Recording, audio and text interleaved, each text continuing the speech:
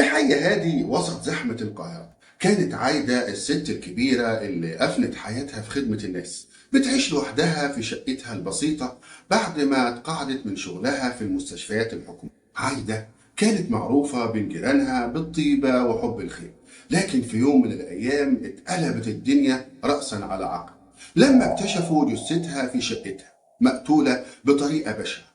بدأت الشرطة في التحقيق ورا كل باب مغلق وكل وجه معروف. كانت الحقيقة المستخبية بتستنى حد يكشفها. مين اللي يقدر يعمل كده في ست مسالمة زي عايدة؟ وليه؟ القصة دي مش بس عن جريمة قتل، دي حكاية عن الثقة والخيانة، وعن لحظة يتحول فيها الإنسان لشيطان. حابب تعرف قصة الدكتورة وهدى؟ خليك معانا في القصة الكاملة.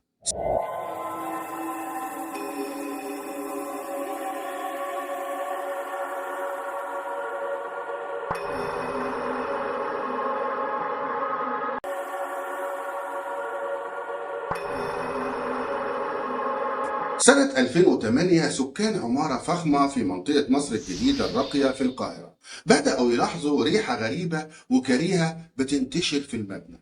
الريحة دي كانت جاية من شقة سيدة مسنة اسمها عايدة، عندها 73 سنة وعايشة لوحدها.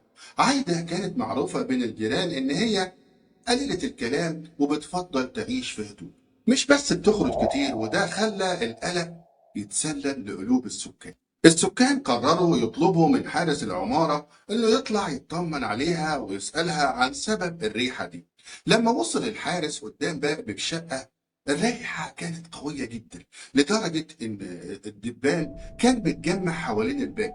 بدأ يشوف كمان حشرات صغيرة بتخرج من تحت الباب، حاجة غريبة جدا بالنسبة له. الحارس كان عارف كويس إن عايدة مهووسة أصلا بالنظافة، مش ممكن توصل شقتها للحالة المعفنة دي. الحارس فضل يخبط على الباب كتير بس مفيش أي استجابة من جوه. الشك بدأ يدخل قلبه، قرر يرجع للجيران تاني ويحكي ليهم اللي شاف. الجيران اللي كانوا شايلين هم كبير من اللي ممكن يكون حصل للست المسنة دي قرروا يتصلوا بالشرطة. لما الشرطة وصلت حاول الضابط يخبط على الباب بس برضه مفيش رد. هنا قرر يكسر الباب ويدخل الشقة. أول ما دخلوا الريحة الكريهة ضربتهم بقوة، كلهم حسوا برهبة من اللي ممكن يكون مستنيهم جوه. بعد ما دخلوا أكتر اكتشفوا الحقيقة المروعة. جثة عايدة كانت مرمية في الحمام، ومش مجرد وفاة طبيعية. الجثة كانت باينة عليها آثار عنف شديد، الجمجمة كانت مهشمة تماما، الدم مغطي الحمام كله. المحققين هنا على طول عرفوا ان هم قدام جريمة قتل بشعة. بدأوا يلموا الأدلة ويستدعوها للمعمل الجنائي. أول حاجة لاحظوها إن الشقة كانت مقلوبة فوق تحت، كل حاجة متبهدلة وباين إن الجاني كان بيدور على حاجة. لاحظوا إن في حاجات كتيرة مفقودة زي الأجهزة الإلكترونية الغالية زي التلفزيون وبعض الأجهزة الكهربائية التانية. كمان لاحظوا إن المصوغات الذهبية والفلوس وكروت البنك بتاعتها مفقودة هي كمان. المحققين واجهوا صعوبة في تجميع معلومات عن حياة عايدة الشخصية. عايدة كانت عايشة لوحدها طول حياتها، عمرها ما اتجوزت ولا كان ليها أولاد. قبل ما تتقاعد كانت شغالة كأخصائية تحاليل في معمل طبي، كانت معروفة بدقتها وشغفها بالشغل. البحث عن الجاني كان صعب جدا، لكن الشرطة كانت مصممة إن هي توصل للحقيقة بأي شكل. كل الدلائل كانت بتشير إن الجريمة دي كانت بدافع السرقة، لكن لسه ما كانوش متأكدين مين اللي عمل كده وليه. مع مرور الوقت والتحقيقات المحققين بدأوا يشكوا في ناس معينة، فضلوا يتبعوا الخيوط لحد ما تمكنوا من فك طلاسم الجريمة. كانت الرحلة طويلة مليانة بالغموض والأسرار اللي كان لازم تتكشف. كل خطوة كانت بتقربهم أكتر من معرفة الحقيقة عشان يقدروا يقدموا الجاني للعدالة وياخد الحكم العادل.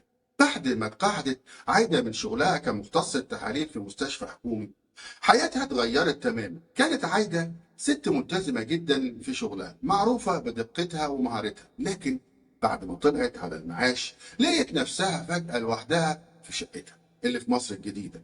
الحياة بقت روتينية، وكل اللي عندها من علاقات اجتماعية كانت محدودة جدا، ومحدش كتير كان بيتعامل معاها. عايدة رغم ان هي كانت محبوبة بين زمايلها في الشغل، الا ان هي ما كانش عندها اصحاب كتير في حياتها الشخصية. في الحقيقة ما كانش ليها اصلا غير صديقة واحدة بس اسمها نادية، كانت ساكنة بعيد جدا عنها في منطقة تانية خالص في القاهرة. عشان كده كانوا نادرا ما يتقابلوا، يمكن مرة كل شهر. المحققين لما استجوبوا نادية كانت في حالة صدمة وحزن شديد على اللي حصل لعايدة.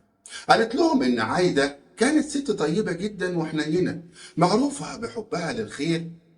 بعد ما بقت على المعاش استغلت وقتها في مساعدة الناس من غير ما تستنى أي مقابل. نادية استغربت جدا إن حد ممكن يأذي عايدة، لأن اللي يعرفها يعرف إن هي ست مسالمة وعمرها ما أذت حد. نادية حكت للمحققين إن هي شافت عايدة آخر مرة قبل حوالي أسبوع من الجريمة. قالت لها إنها كانت طبيعية جدا ومفيش حاجة غريبة أو أي توتر في كلامها أو ملامحها، بالعكس كانت بتحكي ليها عن خططها لمساعدة جارتها المريضة. نادية ما كانتش تقدر تستوعب إن بعد الأيام البسيطة دي تتعرض عايدة للجريمة البشعة. المحققين كملوا استجوابهم وسألوا حارس العقار اللي هو البواب وجيران عايدة. الكل أكد إن هي كانت ست مسنة، بتقضي أغلب وقتها في شقتها وما بتحبش أصلا تحتك بحد، لكن مفيش حد كان عنده معلومات مهمة تساعد في التحقيق. اللي عرفوه من الحارس إن عايدة كانت بتجيب ست اسمها هدى علشان تساعدها في تنظيف الشقة، وهدى كانت بتيجي تقريبا كل أسبوع تنظف وتروح. في الوقت ده كان تقرير المعمل الجنائي وصل ووضح إن عايدة ماتت نتيجة تعرضها لضربات عنيفة على رأسها، تقريبا حوالي 3 ضربات باستخدام آلة حادة وتقيلة. التقرير كمان حدد وقت الوفاة بحوالي 3 أيام قبل ما يلاقوا الجثة. المحققين بدأوا يربطوا بين وقت الوفاة وبين آخر زيارة لهدى. الحارس قال إن هدى زارت عايدة قبل يوم واحد بس من وقوع الجريمة، لكن المشكلة إن هم ما كانوش يعرفوا أي تفاصيل عن هدى غير اسمها الأول. وبما إن المحققين ما كانش عندهم معلومات كتير عن هدى، قرروا يتبعوا الأدوات التكنولوجية. بدأوا يبحثوا عن الهواتف اللي اتسرقت من شقة عايدة باستخدام الأرقام التسلسلية، لكن الهواتف كانت مقفولة وما فاتهمش ده بحاجة. بعد كده قرروا يركزوا على البطاقة البنكية بتاعت عايدة، خصوصا بعد ما عرفوا ان القاتل سرق بطاقات الائتمان قبل ما يسيب المكان. هنا اكتشفوا ان واحدة من البطاقات استخدمت مرتين في ماكينات صرف مختلفة بس في نفس المنطقة المطرية، وهي منطقة شعبية وفقيرة في القاهرة. المحققين على طول راحوا يتفحصوا تسجيلات كاميرات المراقبة. في الأماكن اللي استخدمت فيها البطاقات، وفي اللحظة اللي كانوا بيحللوا الفيديوهات فيها وصلتهم معلومة إن واحد من الهواتف المسروقة اتفتح لثواني معدودة قبل ما يتقفل تاني. اللحظات دي كانت كافية علشان يحددوا موقع الجهاز، واللي كان برضه في منطقة المطرية. المحققين انتقلوا فورا للمكان اللي حددوه. اكتشفوا ان العنوان اللي وصلوا له كان لشخص معروف بسمعته السيئة في المنطقة، مجرم متخصص في السرقة والنهب في منطقة شعبية.